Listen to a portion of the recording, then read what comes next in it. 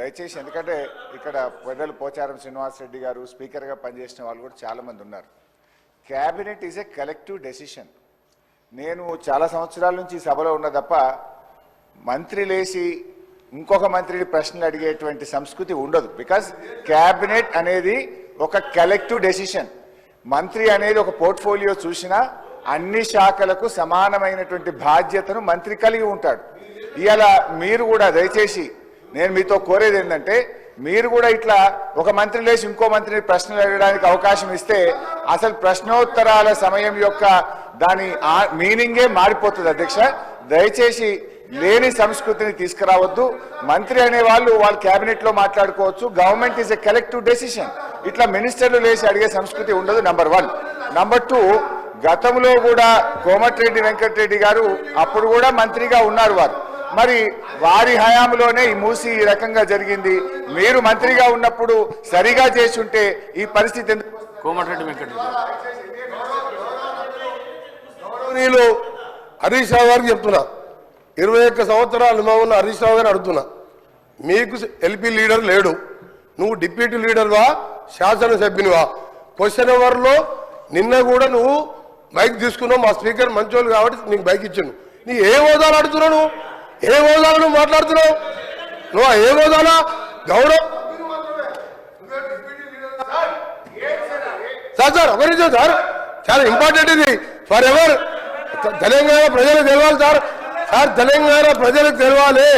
తెలంగాణ ప్రజలకు ప్రతిపక్ష నాయకుడు సంవత్సర కాలంగా సభకు రాకపోవడం ఈ సభనే కాదు, తెలంగాణ ప్రజలని అవమానపరిచినట్టుగా ప్రజలందరూ అనుకుంటారు. అధ్యక్ష, ఈయన డిప్యూటీ లీడరా సార్?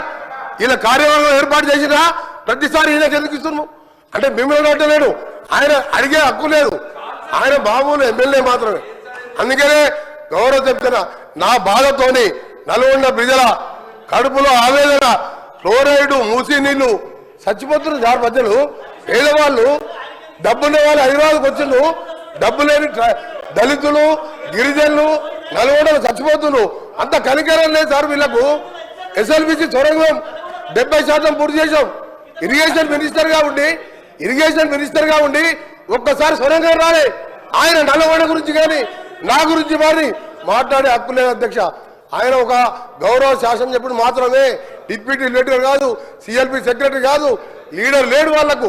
వాళ్ళ సార్ మాట్లాడేది.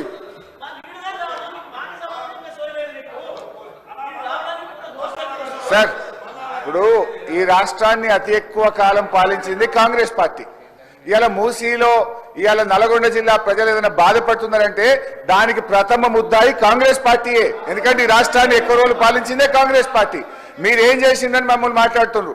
ఎస్ఆర్ఎస్పీ స్టేజ్ 2 పనులు పూర్తి చేసి కాళేశ్వరం జలాలను నల్లగొండ జిల్లా తుంగతుర్తి, సూర్యాపేట, కోదాడ ప్రజలకు అందించిన పార్టీ బీఆర్ఎస్ పార్టీ. అధ్యక్ష, అనవసరంగా ఒకరోజు చర్చ పెడదామంటే పెట్టండి.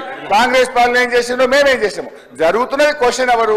క్వశ్చన్కు సూటిగా ప్రశ్నకు ఆన్సర్ జరిగితే 10 ప్రశ్నలు వచ్చేటువంటి అవకాశం ఉంటుంది. ప్రతిరోజు 3 ప్రశ్నలకు 4 ప్రశ్నలకే సభ పోతుంది కనుక దయచేసి మీరు ఒక్కొక్క ప్రశ్నను సూటిగా ప్రశ్న సమాధానం చెప్పేట్టు చూడండి.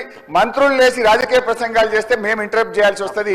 దానికి అవకాశం ఇవ్వద్దని మిమ్మల్ని కోరుతున్నాం. గౌరవ సభ్యులు. Thank you sir.